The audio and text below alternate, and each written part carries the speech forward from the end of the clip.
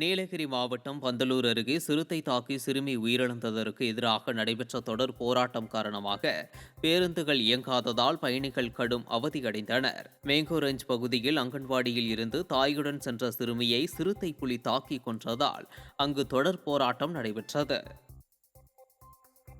திருவள்ளூர் மாவட்டம் திருத்தணியில் மாசடைந்து வரும் குளத்தை நகராட்சி நிர்வாகம் கண்டுகொள்ளவில்லை என பொதுமக்கள் குற்றம் சாட்டியுள்ளனர். இறைச்சி கழிவுகள் உட்பட அனைத்து குப்பைகளும் கொட்டப்படுவதால் குளம் மாசடைந்து வருகிறது என்றும் அதனை சுற்றி பாதுகாப்பு வேலிகள் இல்லாததால் அசம்பாவிதங்கள் ஏற்பட வாய்ப்புள்ளதாகவும் அப்பகுதி மக்கள் கூறுகின்றனர். தென்காசி மாவட்டம் சங்கரன் கோவிலில் கழிவுநீர் வாய்க்காலை சுத்தம் செய்வதில் பாரபட்சம் காட்டுவதாக பொதுமக்கள் புகார் தெரிவித்துள்ளனர்.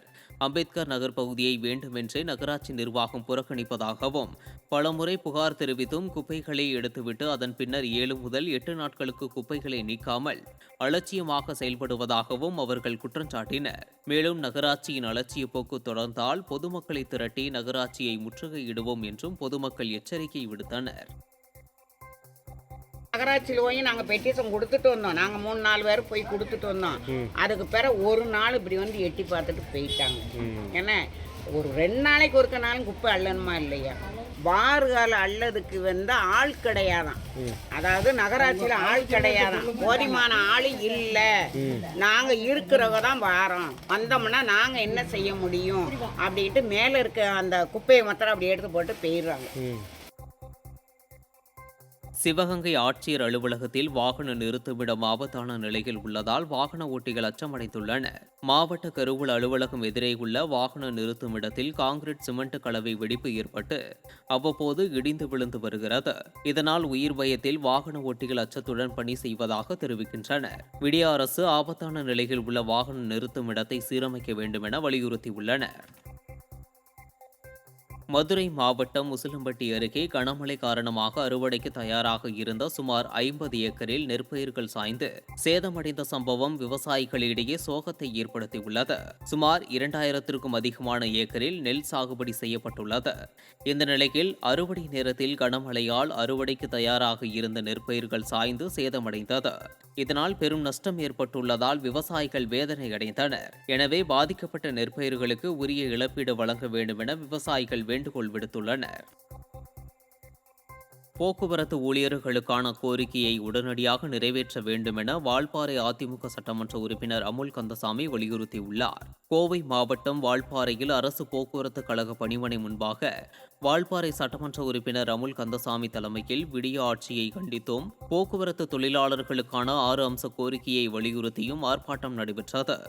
இதில் வருகின்ற 9ஆம் தேதி தமிழகம் தழுவிய வேலை நிறுத்தத்தில் அனைத்து பேருந்துகளும் இயக்கப்பட மாட்டாது எனவும் தேர்தல் வாக்குறுதியை நிறைவேற்றாத விடிய அரசை கண்டித்தும் கழக நிர்வாகிகள் ஏராளமானோர் கோஷமிட்டனர்.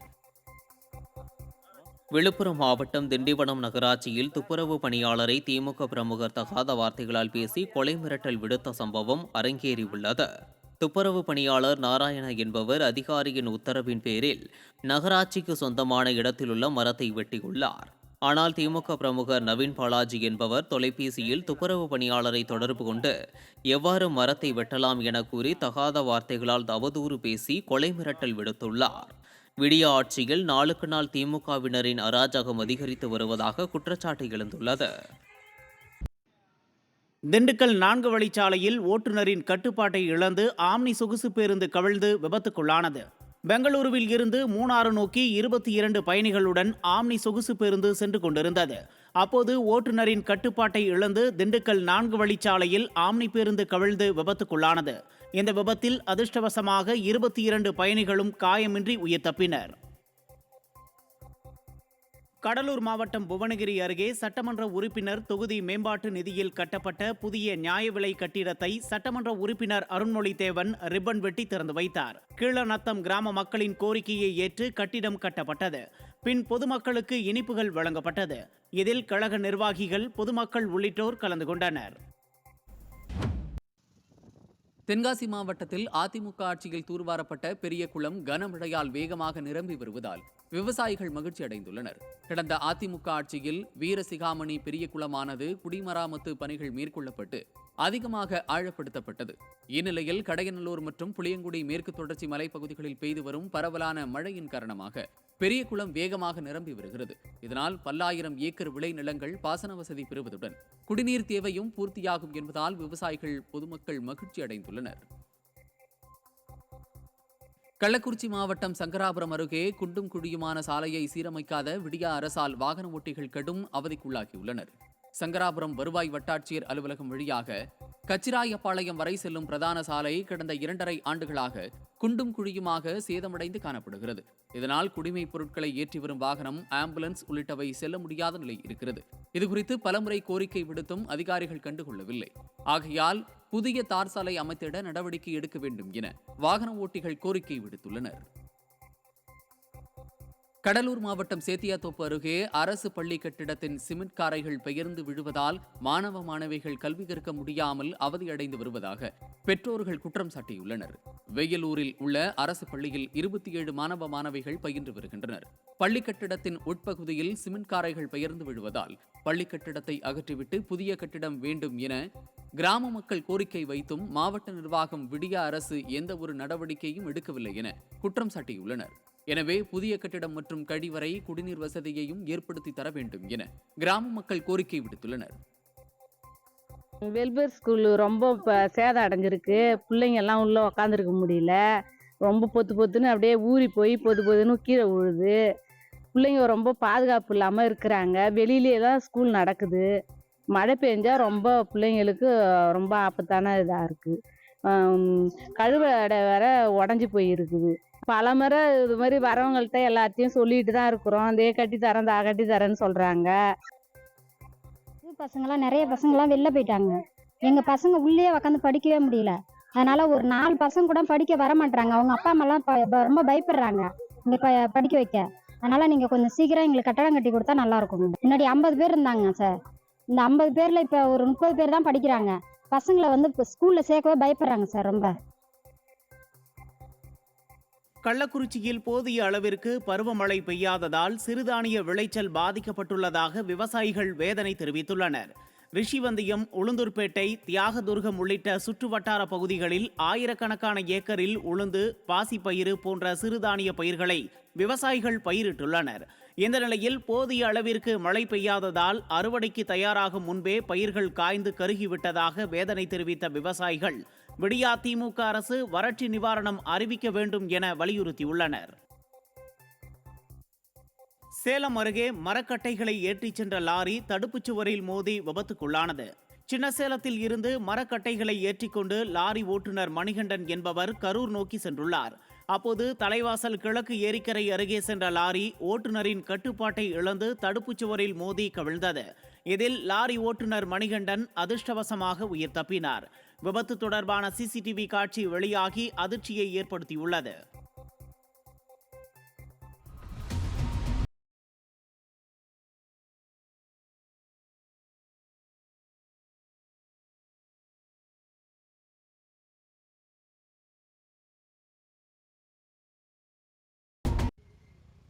புதுக்கோட்டை மாவட்டம் தேமுதிக சார்பில் விஜயகாந்த் மறைவிற்கு அனைத்து கட்சி பிரமுகர்கள் கலந்து கொண்ட மௌன ஊர்வலம் மற்றும் புகழஞ்சலி செலுத்தும் நிகழ்வு நடைபெற்றது. தேமுதிக வடக்கு மாவட்ட செயலாளர் கார்த்திகேயன் தலைமையிலும் நகர செயலாளர் பரமஜோதி முன்னிலையிலும் முன்னாள் அமைச்சர் சி விஜயபாஸ்கர் உட்பட அரசியல் கட்சியினர் கலந்து கொண்டனர். மௌன ஊர்வலம் அண்ணா சிலை அருகே முடிவடைந்த பின்னர் விஜயகாந்தின் படத்திற்கு மலர் அஞ்சலி செலுத்தப்பட்டது. அப்போது அரசியலில் இருந்து கொண்டு திரைத்துறையிலும் சாதித்து காட்டியவர் விஜயகாந்த் என முன்னாள் அமைச்சர் சி விஜயபாஸ்கர் புகழஞ்சலி செலுத்தினார். திரைத்துறையில் தோன்றிய ஒருவர் அரசியலில் நுழைந்து அரசியலிலும் உயர்ந்து நின்று மக்கள் மனதில் இடம் பிடித்தவர் என்று சொன்னால் புரட்சி கலைஞர் கேப்டன் விஜயகாந்த் அவர்கள் என்பதிலே மாற்று கருத்து இருக்க முடியாது. சென்னை ராயபுரத்தில் சாலையில் பொங்கி வழியும் கழிவுநீரால் மக்கள் அவதியடைந்து வருகின்றனர். சூரிய நாராயண சாலையில் கழிவுநீர் பொங்கி வெளியேறுவதால் வாகன ஓட்டிகள் மற்றும் பொதுமக்கள் அவதியடைந்து வருவதுடன் நோய் தொற்று ஏற்படும் அபாயம் உள்ளது. இதுகுறித்து புகார் அளித்தும் விடியா மாநகராட்சி நிர்வாகம் கண்டுகொள்ளவில்லை என குற்றம் சாட்டப்படுகிறது. விடியா ஆட்சியின் அவலங்களால் மக்கள் வேதனை அடைந்துள்ளனர். ராமநாதபுரத்தில் வீடுகளை கழிவுநீர் சூழ்ந்திருப்பதால் பொதுமக்கள் கடும் அவதிக்குள்ளாகி வருகின்றனர். மாவட்டத்தில் உள்ள 33 வார்டுகளிலும் பெரும்பாலான பகுதிகளில் பாதாள சாக்கடை குழாயில் உடைப்பு ஏற்பட்டு கழிவுநீர் தெருக்களில் நிரம்பி இருக்கிறது. குறிப்பாக 8வது வார்டு தங்கப்பா நகர் பகுதியில் கடந்த 2 மாதத்திற்கு மேலாக பல தெருக்களில் கழிவுநீர் தேங்கியுள்ளதால் சுகாதார சீர்கேடு நிலவுகிறது. இதுகுறித்து புகார் அளித்தும் நகராட்சி நிர்வாகம் நடவடிக்கை எடுக்கவில்லை என அப்பகுதி மக்கள் குற்றம் சாட்டியுள்ளனர். விடியா ஆட்சியின் அவலங்களால் மக்கள் வேதனையடைந்து வருகின்றனர். கடலூர் மாவட்டம் வேயலூரில் சேதமடைந்த சாலையை சீரமைக்க விடியா அரசு முன்வர வேண்டும் என பொதுமக்கள் வலியுறுத்தியுள்ளனர். வேயலூர் கிழக்கு தெருவில் நூற்றுக்கணக்கானோர் குடியிருந்து வரும் நிலையில் சாலை குண்டும் குழியுமாக காணப்படுகிறது. இந்த சாலையை சீரமைக்க கோரி நாற்று நடுதல் உட்பட பல கட்ட போராட்டங்களை நடத்தியும் மாவட்ட நிர்வாகம் கண்டுகொள்ளவில்லை. மேலும் சாலையில் உள்ள குழிகளில் நீர் தேங்கி சேரும் சகதியுமாக உள்ளதால் நோய் தொற்று ஏற்படும் அபாயம் ஏற்பட்டுள்ளது. விபத்து ஏதேனும் ஏற்படும் முன்பாக விடியா அரசு சாலையை சீரமைத்து தரக்கோரி பொதுமக்கள் வலியுறுத்தியுள்ளனர். கள்ளக்குறிச்சி அருகே சேதமடைந்த பாலத்தால் நல்லடக்கத்தில் கலந்து கொள்வோர் விபத்தில் சிக்கும் நிலை ஏற்பட்டுள்ளது. நிறைமதி கிராமத்தில் சுமார் 800 குடும்பங்களுக்கு மேல் வசித்து வருகின்றனர். இங்கு கடந்த 1 ஆண்டு காலமாக கிழக்கு தெரு சாலையில் உள்ள சிறிய பாலம் சுமார் 2 மீட்டர் சுற்றளவிற்கு சேதமடைந்து காணப்படுகிறது. இதனால் உயிரிழந்தவர்களின் உடலை நல்லடக்கத்திற்கு எடுத்துச் செல்வோர் விபத்தில் சிக்கும் நிலை ஏற்பட்டுள்ளது. இதுகுறித்து பலமுறை கோரிக்கை விடுத்தும் ஊராட்சி நிர்வாகம் கண்டுகொள்ளவில்லை என கூறப்படுகிறது. அசம்பாவிதம் நிகழும் முன்பாக பாலத்தை சீரமைக்க விடியா அரசை கிராம மக்கள் வலியுறுத்தியுள்ளனர். தஞ்சாவூர் மாவட்டம் கும்பகோணம் மோதிலால் தெருவில் உள்ள கழிவுநீர் கால்வாயில் கர்நாடக பதிவு எண் கொண்ட கார் கவிழ்ந்தது. இரவு நேரத்தில் இந்த விபத்து நடைபெற்ற நிலையில் காரில் இருந்தவர்கள் எவ்வாறு தப்பினர், யாருடைய கார் என்பது குறித்து போலீசார் விசாரணை மேற்கொண்டுள்ளனர். மோதிலால் தெரு மற்றும் ஜான் செல்வராஜ் நகருடன் இணைக்கும் வகையில் பாலம் அமைத்தால் இது போன்ற விபத்துக்களை தவிர்க்கலாம் என அப்பகுதி மக்கள் தெரிவித்துள்ளனர். மதுரை மாவட்டம் உசிலம்பட்டி அருகே சேதமடைந்த ஐயனார் கோவில் அணையின் மதகை சீரமைத்து தரக்கோரி விவசாயிகள் சாலை மறியலில் ஈடுபட்டனர். கல்லுப்பட்டி ஐயனார் கோவில் அணை மூலம் 25க்கும் மேற்பட்ட கிராமங்களுக்கு குடிநீர் கிடைப்பதுடன் சுமார் 2000 ஏக்கர் விளைநிலங்கள் பாசன வசதி பெறுகின்றன. இந்த நிலையில் மதகு சேதமடைந்துள்ளதால் அணைக்கு வரும் நீர் வீணாக வெளியேறி வருகிறது. எனவே மதகை சீரமைத்து தர வலியுறுத்தி விவசாயிகள் சாலை மறியலில் ஈடுபட்டனர். சேலம் மாவட்டம் சங்ககிரி அருகே ஓட்டுநரின் கட்டுப்பாட்டை இழந்த தனியார் பள்ளி வேன் சாலையோர பள்ளத்தில் கவிழ்ந்து விபத்துக்குள்ளானது. அந்தியூர் பகுதியில் இயங்கி வரும் தனியார் பள்ளியின் வேன் குழந்தைகளை அழைத்துச் செல்வதற்காக குள்ளம்பட்டி ஏரிக்கரை பகுதிக்கு சென்றபோது ஓட்டுநரின் கட்டுப்பாட்டை இழந்து சாலையோர பள்ளத்தில் கவிழ்ந்து விபத்துக்குள்ளானது. இதில் பள்ளி வேன் ஓட்டுநர் அதிர்ஷ்டவசமாக உயிர் தப்பினார். திருப்பூர் பழைய பேருந்து நிலையத்தில் இரும்பு கம்பியுடன் அச்சுறுத்தும் வகையில் மதுபோதையில் சுற்றித் திரிந்த வடமாநில இளைஞரால் பொதுமக்கள் அச்சமடைந்தனர். பேருந்து நிலையத்திற்குள் மதுபோதையில் சுற்றிய வடமாநில இளைஞர் அங்கிருந்த ஒருவரை தாக்கியதாக கூறப்படுகிறது. இதை தடுக்க முயன்ற பேருந்து ஓட்டுநரையும் தாக்கியதால் அருகே இருந்த பொதுமக்கள் வடமாநில இளைஞரை பிடித்து தர்ம அடி கொடுத்து போலீசில் ஒப்படைத்தனர்.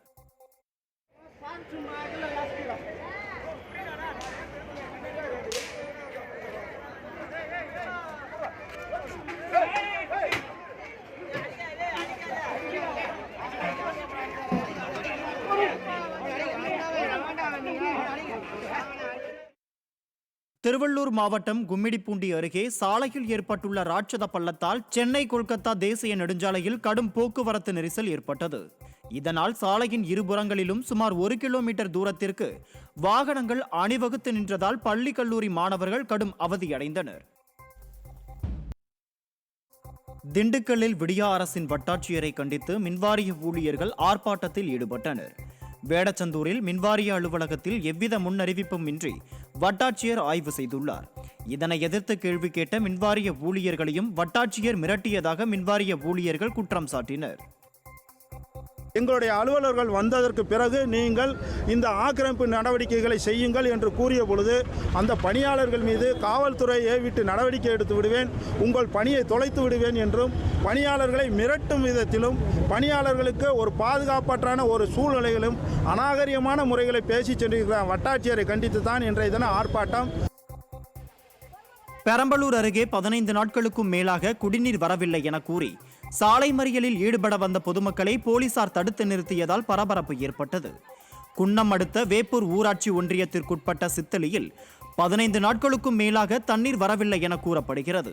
இந்த நிலையில் பெரம்பலூர் அரியலூர் தேசிய நெடுஞ்சாலையில் மறியலில் ஈடுபட வந்த நிலையில் போலீசார் தடுத்து நிறுத்தி மிரட்டும் தொனியில் பேசியதாகவும் விடியா ஆட்சியில் தண்ணீர் கிடைக்காமல் அவதியடைந்து வருவதாக பொதுமக்கள் குற்றம் சாட்டியுள்ளனர். தூத்துக்குடி மாவட்டம் கோவில்பட்டி அருகே நிறுத்தப்பட்ட அரசு பேருந்து மினி பேருந்து சேவையை மீண்டும் துவக்க கோரி கிராம மக்கள் சாலை மறியலில் ஈடுபட்டனர். கிழவிப்பட்டி பகுதிக்கு காலை மாலை என 4 முறை கோவில்பட்டியிலிருந்து அரசு பேருந்து மற்றும் மினி பேருந்து இயக்கப்பட்டது. இந்த நிலையில் 2 பேருந்துகளும் நிறுத்தப்பட்டுள்ளதால் கிராம மக்கள் கடும் சிரமத்திற்கு உள்ளாகினர். இது குறித்து பலமுறை புகார் அளித்தும் சம்பந்தப்பட்ட அதிகாரிகள் நடவடிக்கை எடுக்காததால் ஆத்திரமடைந்த பொதுமக்கள் சாலை மறியலில் ஈடுபட்டதால் போக்குவரத்து பாதிக்கப்பட்டது. திருவண்ணாமலை மத்திய பேருந்து நிலையம் முறையாக பராமரிக்கப்படாததால் தொடர்ந்து மேற்கூரைகள் இடிந்து விழுந்து விபத்து ஏற்படுவதாக பயணிகள் குற்றம் சாட்டுகின்றனர். மேலும் பேருந்து நிலையத்திற்குள் மின்விளக்குகள் சரியாக எரிவதில்லை என்றும் இது குறித்து பலமுறை புகார் அளித்தும் மாவட்ட நிர்வாகம் உரிய நடவடிக்கை எடுக்கவில்லை எனவும் பொதுமக்கள் வேதனை தெரிவிக்கின்றனர். மக்களின் பாதுகாப்பை கருத்தில் கொண்டு பேருந்து நிலையத்தை விரைந்து சீரமைக்க வேண்டும் என கோரிக்கை எழுந்துள்ளது. புதுக்கோட்டையில் வடமாடு ஜல்லிக்கட்டு போட்டியில் பங்குபெறும் காளைகளுக்கு ஆன்லைனில் பதிவு செய்யும் முறையை ரத்து செய்ய கோரி மாவட்ட ஆட்சியரிடம் கிராம மக்கள் மனு அளித்தனர். கரம்பக்குடி ஊராட்சி மாங்கோட்டை கிராமத்தில் கடந்த 5 வருடங்களாக வடமாடு ஜல்லிக்கட்டு போட்டி கிராம மக்கள் சார்பில் நடத்தப்படுகிறது. இந்த நிலையில் வரும் 25ஆம் தேதி வடமாடு ஜல்லிக்கட்டு போட்டி நடைபெற உள்ளதால் தமிழக அரசு அந்த போட்டியில் பங்குபெறும் காளைகளை ஆன்லைன் மூலம் பதிவு செய்ய வேண்டும் என அறிவித்துள்ளது. இந்த போட்டியில் எண்ணிக்கை அளவிலான மாடுகளை பங்கேற்பதால் ஆன்லைனில் பதிவு செய்யும் முறையை ரத்து செய்ய வேண்டும் என கோரிக்கை விடுக்கப்பட்டுள்ளது.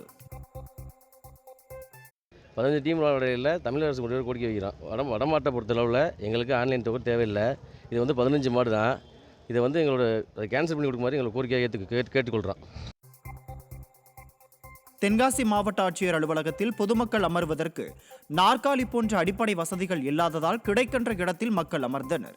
வாரந்தோறும் மக்கள் குறைதீர்ப்பு நடைபெறும் நிலையில் விடியா அரசின் மாவட்ட நிர்வாகம் முறையான வசதிகளை செய்து தராமல் இருப்பதாக குற்றச்சாட்டு எழுந்துள்ளது.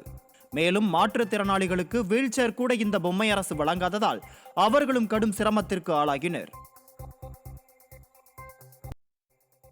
சிவகங்கையில் பொய்யான வாக்குறுதி அளித்து ஏமாற்றி ஆட்சியை பிடித்த திமுக அரசு போக்குவரத்து கழக ஊழியர்களின் நியாயமான கோரிக்கைகளை நிறைவேற்ற வலியுறுத்தி ஆர்ப்பாட்டம் நடைபெற்றது.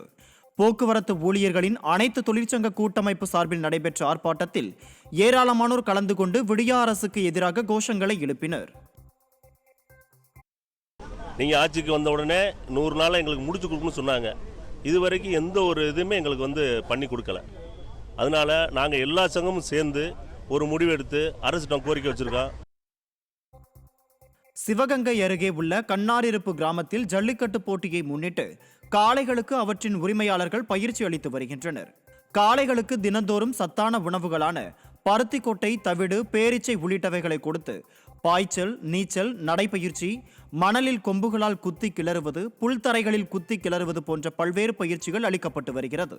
மேலும் ஜல்லிக்கட்டின் போது காளைகள் விளையாட சரியான முறையில் டோக்கன்கள் வழங்கப்படுவதில்லை எனவும் அரசு முறையாக டோக்கன்கள் வழங்க நடவடிக்கை எடுக்க வேண்டும் எனவும் காளை வளர்ப்போர் கோரிக்கை விடுத்துள்ளனர். வசதி வாய்ப்பு இல்லாதவங்களுக்கு டோக்கன் கிடைக்க மாட்டுது. அதாவது வசதி வாய்ப்பு உள்ளவங்க விஐபி டோக்கன் அப்படின்னு கொடுத்துட்டு போயிடுறாங்க.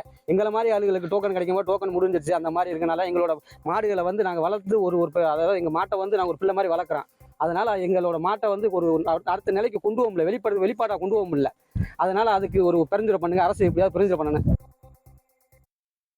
கோவை பொள்ளாச்சி அருகே பட்டியலின மக்களுக்காக அமைக்கப்பட்ட போர்வெல்லை திமுகவை சேர்ந்த நிர்வாகி அபகரித்ததை கண்டித்து ஊராட்சி மன்ற தலைவர் சுந்தரி தங்கவேல் பொதுமக்களுடன் ஆட்சியரிடம் புகார் அளித்தார். தேவராயபுரம் கிராமத்தில் பொதுமக்களின் குடிநீருக்காக அமைக்கப்பட்ட போர்வெல் தனது இடத்தில் இருப்பதாக கூறி திமுகவை சேர்ந்த பங்கஜன் என்பவர் ஆக்கிரமித்துள்ளதால் மக்களுக்கு குடிநீர் இல்லாத அவலநிலை ஏற்பட்டுள்ளதாக குற்றச்சாட்டு எழுந்துள்ளது. மேலும் இது குறித்து அக்கிராம மக்கள் அவரிடம் கேட்டபோது அவர்களை சாதி அடிப்படையில் தரக்குறைவாக பேசியதாக புகார் எழுந்துள்ளது. மக்களுக்காக ஒரு போர் போட்டோம். அந்த போர் போட்டுற அந்த காட்டுக்காரன் கூப்பிட்டு பேசணும், உங்க இடம் தான் நீங்க போட்டுக்கணும்னு சொன்னாரு. நாங்க போர் ஓட்டிட்டோம். போர் ஓட்டுன பின்னால அது உங்க போர் கிடையாது, என்னோட இடத்துல சேர்ந்தது, நீங்க உள்ளுக்குள்ள வர முடியாது, நீங்களாம் ஒரு பழங்குடி எஸ்ட் சேர்ந்தவங்க, நாளாவே திமுக சேர்ந்தவன், நான் என்ன வேணா பண்ணுவேன் செய்வேன்னு சொல்லி போட்டு எங்களை அராஜியான மிரட்டுறாங்க.